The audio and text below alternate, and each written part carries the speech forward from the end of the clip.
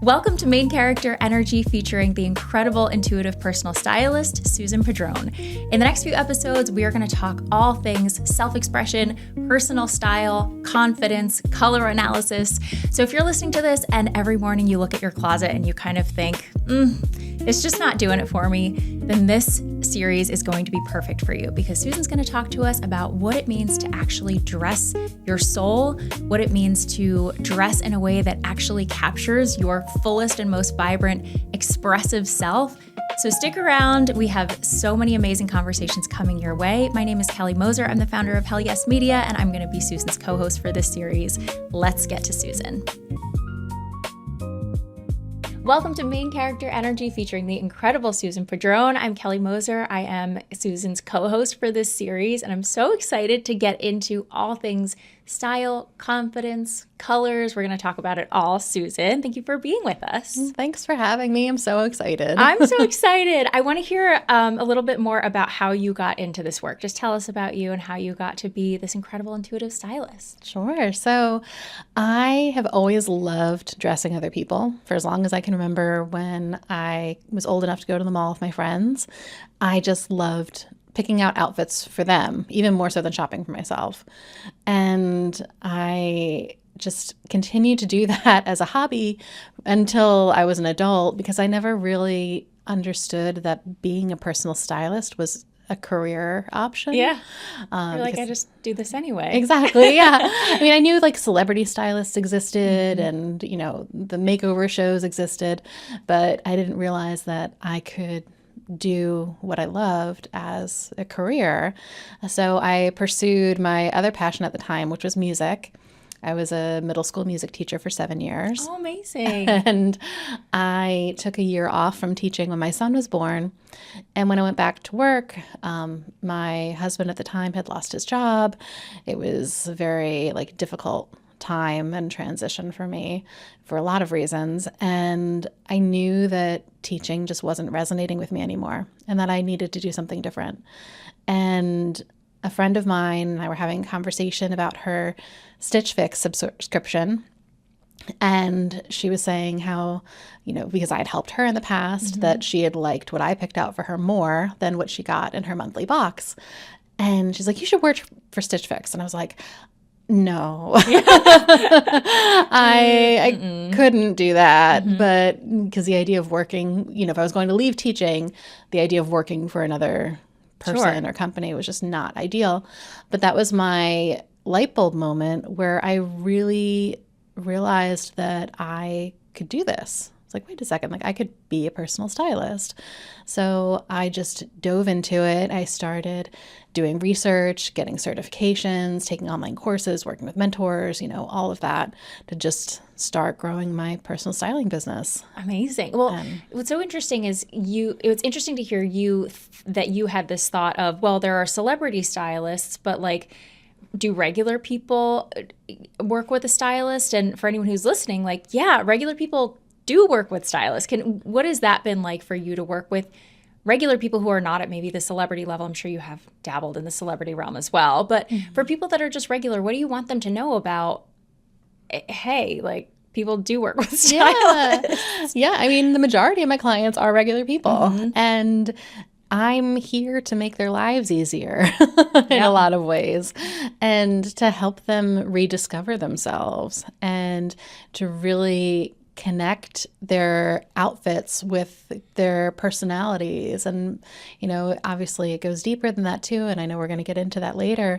But yeah, it's just, it eliminates decision fatigue for my clients. It really just makes everything easier. So much easier. Yeah. Tell us about the person that you work with.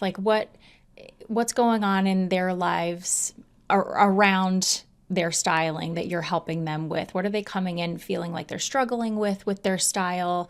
If you could just paint us a picture of who that person typically looks like. Sure. So my clients are typically going through some sort of transitional period in their lives where either they're new parents or their kids are at a stage where they just don't need to be as hands-on, or they have a new job, or they're recently divorced. They're or they've recently come out.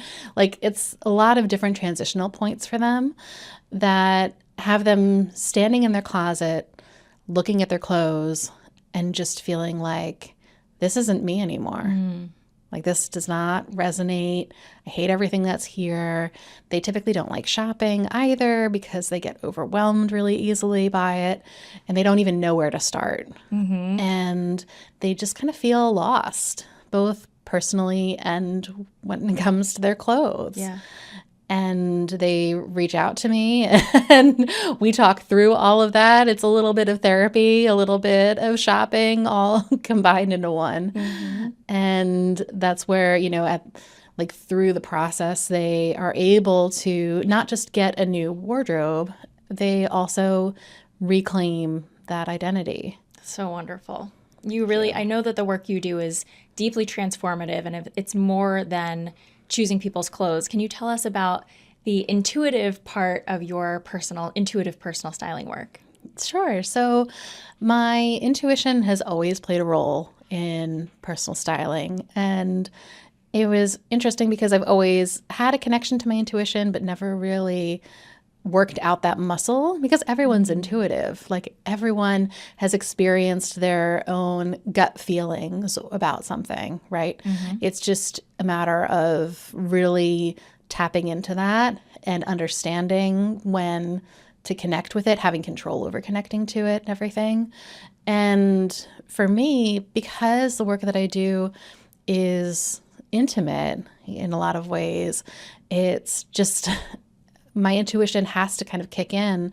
And because I'm reading energy, I'm reading the energy of the clothes, I'm reading the energy of my clients. And my intuition is just working the whole time and guiding me into, you know, kind of pushing me to ask further questions with my clients when we're working together, asking specific questions.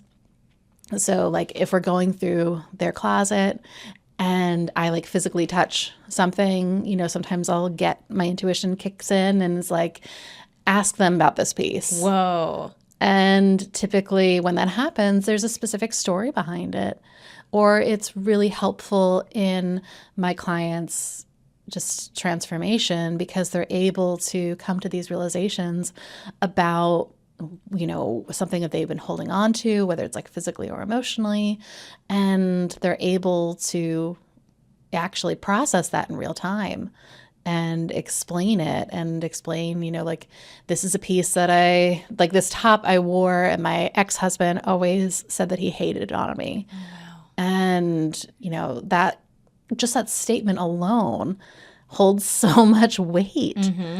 And to have that piece hanging in your closet where you go in your closet every day, obviously, like we're putting clothes on our body every day, and to see that piece staring back at you, whether you're aware of it or not, it holds on to that negative energy.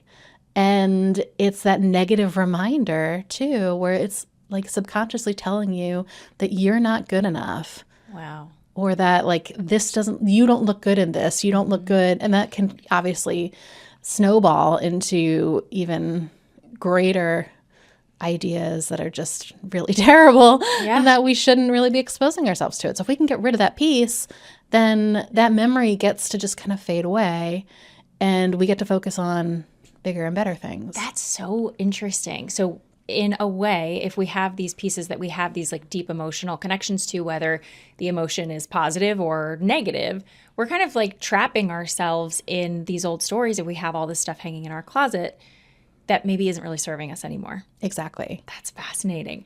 And what do you think is the connection in your work between what we put on our bodies and the way that we walk out the door in the morning, the way we show up in the world, the way we relate to other people? Oh gosh. So yeah, our clothing, our outfits, everything is a story. And it shares a little bit about ourselves to every person we come in contact with. It's a choice. And, you know, a lot of people, I think, struggle with showing up the way that they really want to be seen, especially if their bodies have changed, if they're going through some sort of transition in their lives because they're in this like limbo and they don't really know who they are. So if you don't really know who you are, you can't really choose clothes that are going to be an expression of that, because there's that disconnect. And so when we choose an outfit, we're saying like, this is what I want. This is how I want people to perceive me. And this is how I perceive myself. And it's also saying it's okay to be seen. Because if we're not hiding in our clothes, we're not wearing things that are, too oversized or, dull colors. It's the choice to actually be perceived. And that can be really scary for people. Yeah. We're going to talk a lot more about that. But we named this series Main Character Energy for a reason. Yes. Can you tell us a little bit more about what being the main character in your own life means to you? Yeah, it's about just having that really clear, decisive moment where you just want to show up in a way that feels good.